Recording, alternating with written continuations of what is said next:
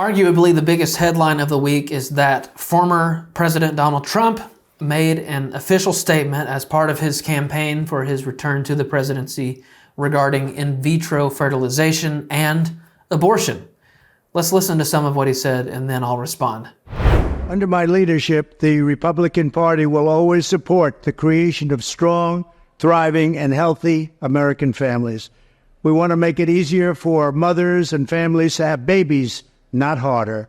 That includes supporting the availability of fertility treatments like IVF in every state in America.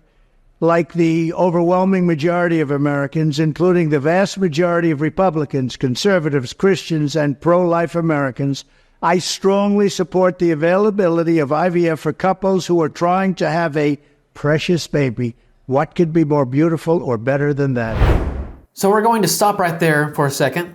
I've spent weeks talking about the immoral quandary that is the IVF industry. To state my position very simply, the ends do not justify the means.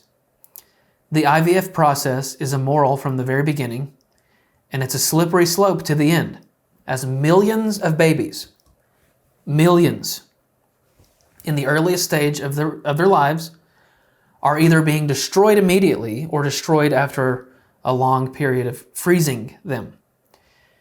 In this manner, IVF is just like another branch of the abortion industry.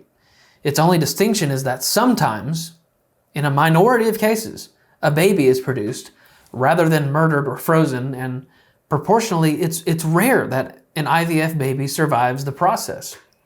I spent an entire episode explaining the whole process from start to finish, if you want to go back and listen to that. But we're not going to do that today. Donald Trump justifies IVF because sometimes it gives families children. But that's literally the only silver lining to an industry which commoditizes children and women's wombs and murders or freezes about 80% of the children produced in the laboratory. In other words, these awful means do not and will never justify the statistically rare ends. This means that if you're actually pro-life, you'll never support this industry that takes 80% of the lives it makes. Now, Trump says something really, really important toward the end there. Like the overwhelming majority of Americans, I strongly support. Okay, with that, let's continue.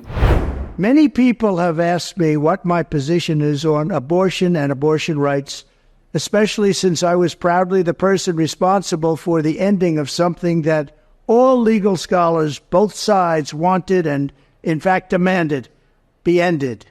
Roe v. Wade. They wanted it ended. My view is now that we have abortion where everybody wanted it from a legal standpoint, the states will determine by vote or legislation or perhaps both, and whatever they decide must be the law of the land, in this case, the law of the state. Many states will be different. Many will have a different number of weeks, or some will have more conservative than others, and that's what they will be. At the end of the day, this is all about the will of the people. You must follow your heart or, in many cases, your religion or your faith.